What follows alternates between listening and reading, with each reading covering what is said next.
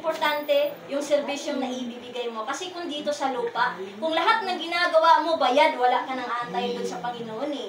Masarap dito mag-ipon ng kayamanan, kaso nga lang, iiwan mo lang din eh. Yung makikinabang doon sa yamang iniwan mo, yung pamilya mo, magsusuntukan pa nga, mag-aaway pa nga yun eh. Nag-aagawan pa, wala kang madadala doon eh.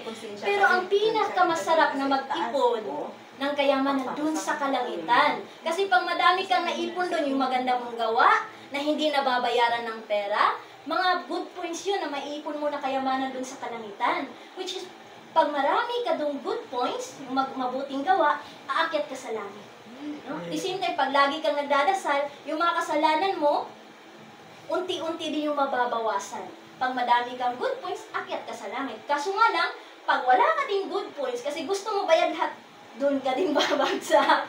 No? Pero katotohanan, yan yung katotohanan na sana hindi lang dito yung paningin natin sa future, kundi yung dulo ng buhay, na may paningin din tayo na mapunta sa kalangitan. At the same time, maganda din naman na tayo din mag-ipon ng kayamanan para dun sa kalangitan. At the same time, para naman din tayo ay makakyat. Maging kami, ginagawa namin itong pusang loob. Yung iba sa amin, nag-leave pa. Itong mga teacher to eh. Nag-leave pa talaga sila para pumunta rito. Ang pinakanindot kasi, kanabitang makatabang kasi mo isig katao nga may balos. Sana, yung mabuti mong gawa, okay lang kahit hindi nasusklian ng iba kasi ang Diyos susupli nun.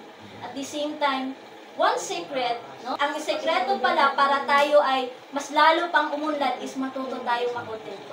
Halimbawa, kung sa business mo ngayon, kumita ka lang ng 100 pesos, 100 pesos, 200 pesos, 500 pesos, maliit lang. Say pa din, makontento ka, thank you Lord. Kasi sa susunod yan, dadagdagan niya, nag-thank you ka, na-appreciate mo yung maliliit.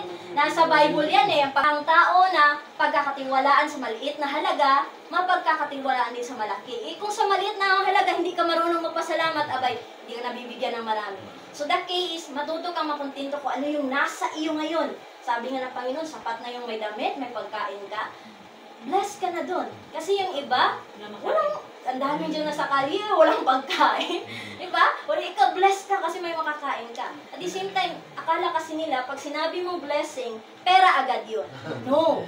May blessings din, peace of mind. Oh, ang daming kayaman-yaman din, hindi naman nakakatulog sa gabi.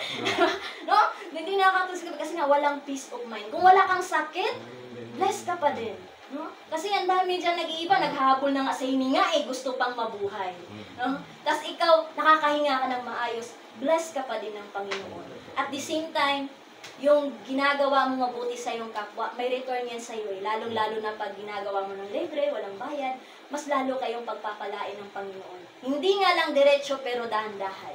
Ma-amaze ka sa gagawin ng Panginoon. At the same time, pag palagi kang nagdadasal, hindi man lahat ng hiling mo matutupad, pero mapapansin mo pag nagdadasal ka araw-araw, mapapansin mo unti-unti din babaguhin ng Panginoon yung buhay mo. Yun lamang at God bless.